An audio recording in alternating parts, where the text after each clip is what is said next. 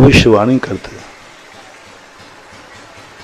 दिनेश जैन, दिनेश राठौर फड़ोस से पूछते हैं, नमोस्तु महाराज जी,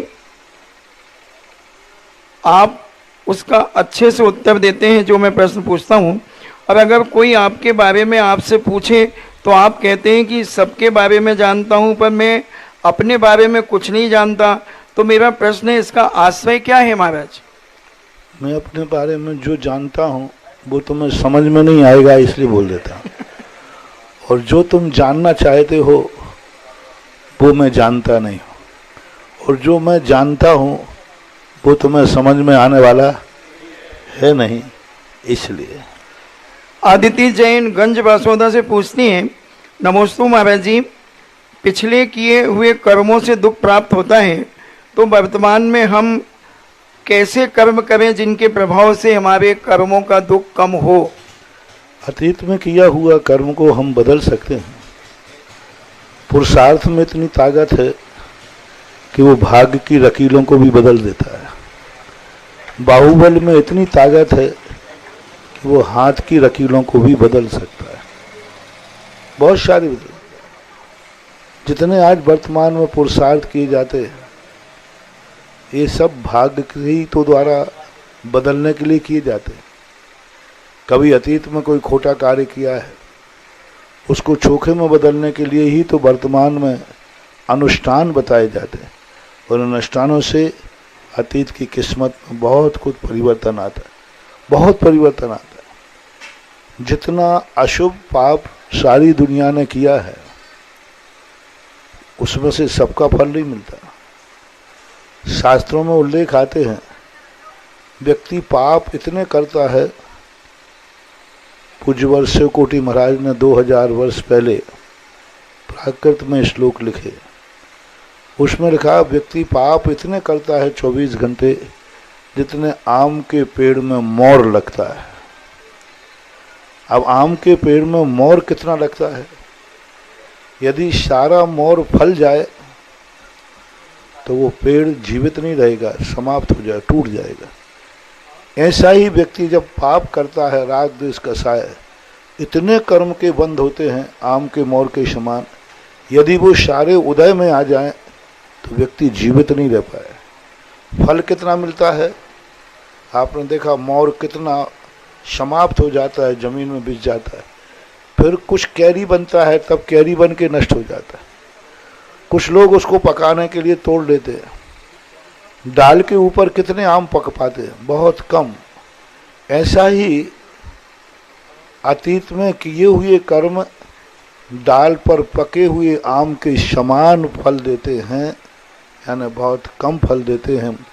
ये सब वर्तमान के पुरुषार्थ से, जैसे हवा चलती है तो मोर गिर गया, कोई दुश्मन आदि विपरीत परिस्थितियां मिलती हैं तो कर्म झड़ गया, जैसे हवा चली कैरी गिर गई।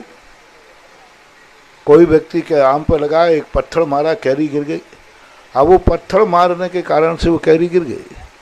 ऐसा ही अपने कर्मों में होता है।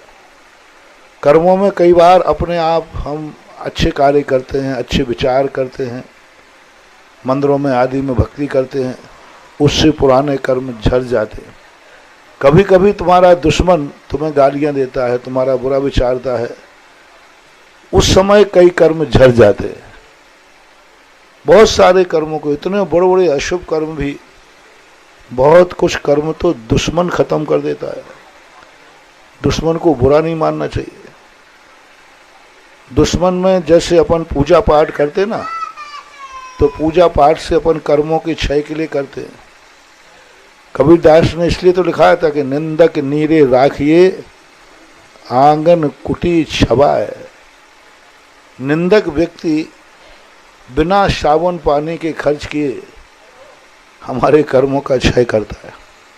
हमें कर्मों के क्षय के लिए तप करना पड़ेगा, तुम्हें पूजा करना पड़ेगी, अनुष्ठान करना पड़ेगा।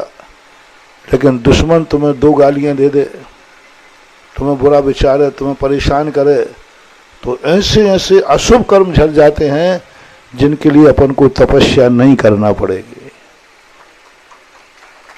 जैसे एक व्यक्ति ने, दुश्मन ने पेड़ पर पत्थर मारा, वो कैरी अभी गिरने वाली नहीं थी, लेकिन पत्थर मारने से गिर गई।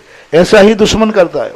हमारे कर्म अभी अशुभ कर्म उदय में नहीं आने वाले थे, लेकिन किसी दुश्मन ने आकर के अपना बुरा विचारा, बुरा किया, वो अशुभ कर्म जो अभी उदय में नहीं आने वाला था वो उदय में आ जाता है। और ऐसा उदय में आ जाए, पता नहीं वो कब किस समय उदय में आता।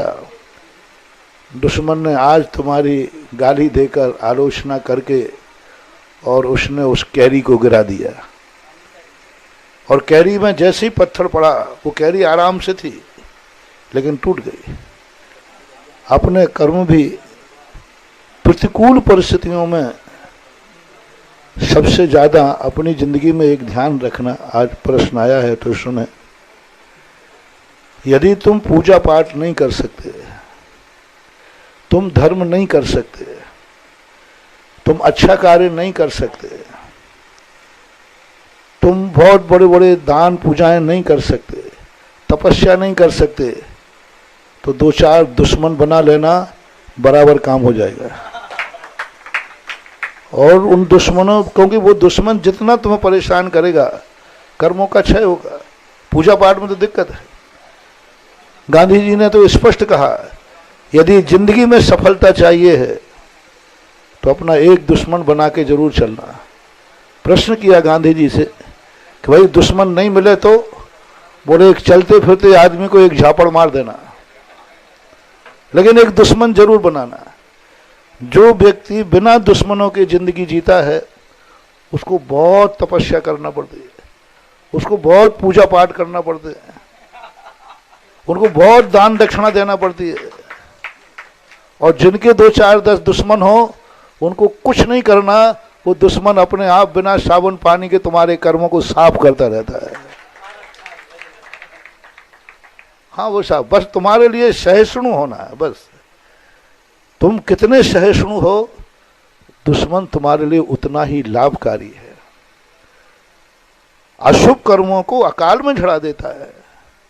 और बड़े बड़े कर्म जो तपस्या से नहीं जलते, दुश्मन यदि तुम्हारे पीछे पड़ जाए तो वो अशुभ कर्मों का भी नाश करा देता है। और उनके नाश के बाद जो निर्मलता आती है, कबीर ने कहा ना, बिना साबुन पानी के जो निर्मलता आती है, वो निर्मलता का यश कीर्ति कभी फिर मिटती नहीं है। ये ध्यान